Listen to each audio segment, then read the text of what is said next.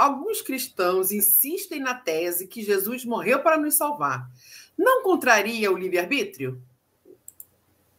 Nossa, olha, gente, é preciso a gente entender no judaísmo a diferença entre salvação e vida eterna. E vida eterna, sim. A salvação é o caminho que pode levar à vida eterna. E a salvação, Jesus morreu na cruz para chamar a atenção para nós sobre a mensagem que ele deixou.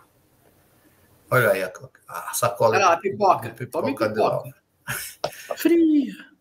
Então é preciso que a gente entenda o que significa salvar, a expressão salvar. Não é uma coisa gratuita. A salvação que ele deixa é exatamente resumido dos preceitos do corpo doutrinário da religião que cada um segue para chegar a ele. Essa é a parte do princípio que você vai atingir a sua vida eterna se você realizar tudo que ele fez. Ele mesmo disse, sede meus imitadores. Não é só o que disse o Senhor que entrará no reino dos céus. Não confundir salvação com vida eterna. Uma coisa é uma coisa, outra coisa é outra coisa. Chegar a Deus tem que passar por uma série de renúncias e fazer o que ele fez. Tenhamos Paulo de Tarso como exemplo. Paulo de Tarso sofreu horrores, fiel, dizendo que o Cristo estava nele até o final. Paulo não teve nenhum proveito físico por seguir Jesus. Só encontrou dificuldade pelo caminho por onde passou. E ele nunca desistiu. E ele diz isso, eu fui preso, eu fui apedrejado, eu fui dado por morto, fui apanhei com 39 varadas, não sei quantas vezes. Meu Deus. Mas em todas as situações, o Cristo estava comigo. Então, essa é que é a visão. Não é uma coisa... Porque quando se fala em salvar, todo mundo acha que é uma coisa graciosa. Cruza os braços que está tudo resolvido.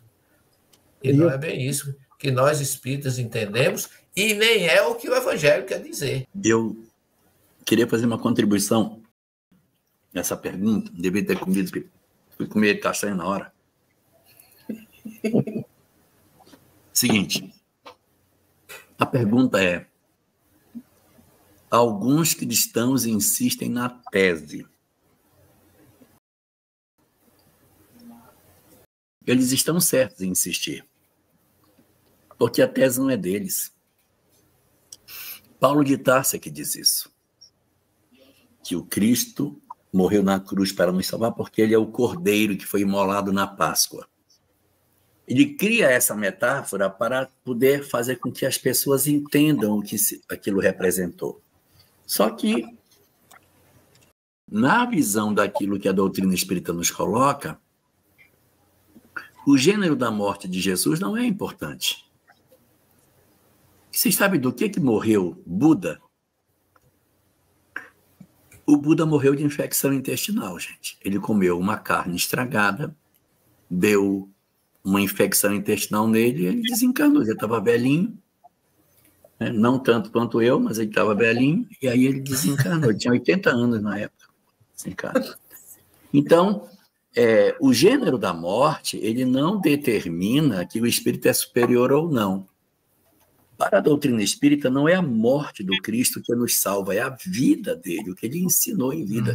Não é o gênero da morte. E a morte de Jesus na forma de escárnio era exatamente para que ninguém duvidasse que ele tinha realmente morrido. Tivesse Jesus morrido em casa de Covid, ninguém acreditaria que ele teria morrido. Quando ele apareceu, não, ele ficou só mauzão e ficou bom.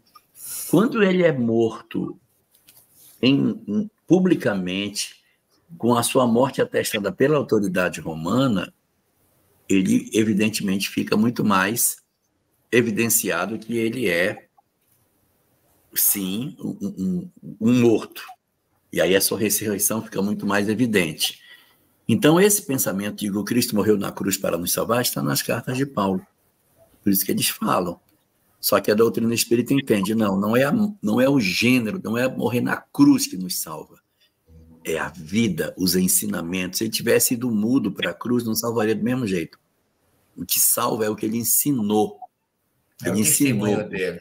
As verdades, o testemunho que ele falou, o que ele apresentou, o que ele disse. Suas obras, né?